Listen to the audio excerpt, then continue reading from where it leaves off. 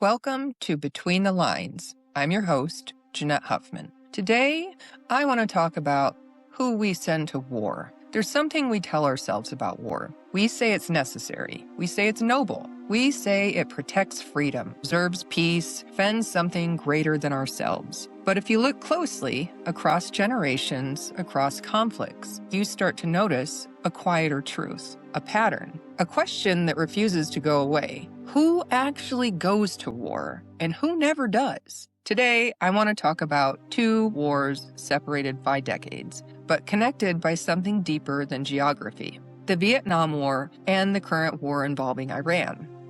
I want to connect them through a story, one that lives inside the pages of Who We Were by Jeanette Huffman. That's me.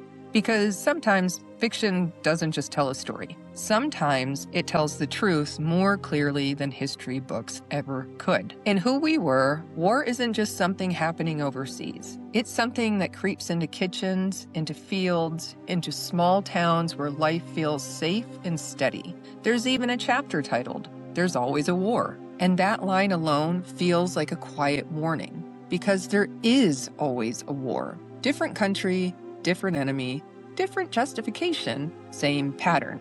Let's go back for a moment. Vietnam, a war that stretched on for years, long enough to change an entire generation. Young men, barely adults, were drafted. Not asked, not chosen, taken. And here's the part we don't always say out loud. They weren't the sons of politicians. They weren't the sons of powerful elites. They weren't the ones making the decisions. They were farm boys, factory workers, students, kids from families like the ones in Who We Were.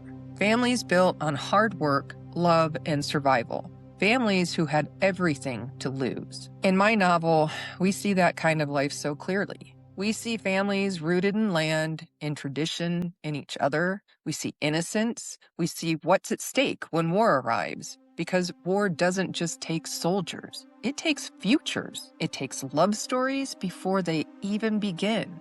And then there's my father's story, a deeply personal thread that mirrors so many untold histories. He didn't want to fight. He was a conscientious objector. He wanted to serve differently. He even tried to join the Air Force, but he was too young. He needed his mother's signature, and she wouldn't sign. So what happened? He was drafted anyway into the Army, and instead of choosing his path was chosen for him. He was sent to Panama. That story matters because it breaks the myth that everyone who went to war wanted to be there. Some resisted, some questioned, some tried to find another way, and still, the system pulled them in. Now let's shift to today, the current war involving Iran. Different time, different technology, different headlines. But ask yourself honestly, has the pattern really changed?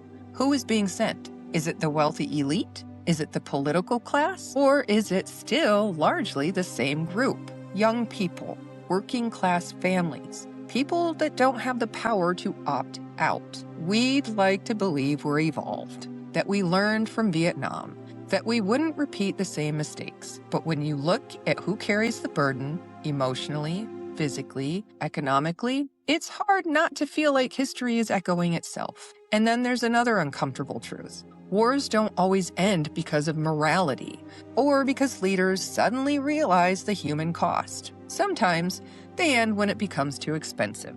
Vietnam is a perfect example. For years, protests grew, people spoke out, families grieved, but what finally pushed things toward an end? In large part, money. The economic strain, the cost to the powerful, the moment when war stopped being sustainable, not just emotionally, but financially. And that raises a difficult question for today. If wars often end when the wealthy feel it in their pocketbooks, what does that say about how long they're allowed to continue? In Who We Were, war isn't always front and center, but it's always there, lurking in the background, shaping choices, interrupting lives, changing the course of families who are just trying to live, to love, to build something meaningful. That's what makes the story so powerful. It reminds us that war is never just about strategy or politics. It's about people. People like Anna, people like Neil, people who are dreaming about the future, while the world quietly prepares to take it from them. And that's the connection between Vietnam and today. Not just policy, not just politics, but people caught in the middle. A father who didn't want to fight, but was drafted anyway. A generation sent into jungles they didn't understand. A new generation facing conflicts shaped by decisions they didn't make. And maybe the most haunting part of all is how normal it starts to feel. Because in the novel, life goes on. Children laugh, families gather, love grows, even while war exists somewhere beyond the horizon. That's how it always happens. War becomes background noise until suddenly it isn't. So what do we do with that realization? Maybe we start by asking better questions, not just, is this war justified, but who's paying the price? Who is being sent? Who is deciding? And who is untouched? And maybe we listen more closely to stories like who we were, because stories remind us of what statistics cannot. They remind us that behind every war is a life interrupted, a family changed, a future rewritten. My father's story, the Vietnam War, the current conflict involving Iran, they're not separate. They're part of the same conversation, the same pattern, the same question echoing through time. Who do we send and why? If you want to understand that question, not intellectually, but emotionally, read Who We Were, because it doesn't just tell you what war is, it shows you what it costs. And once you see it that way, it's hard to ever look at war the same again.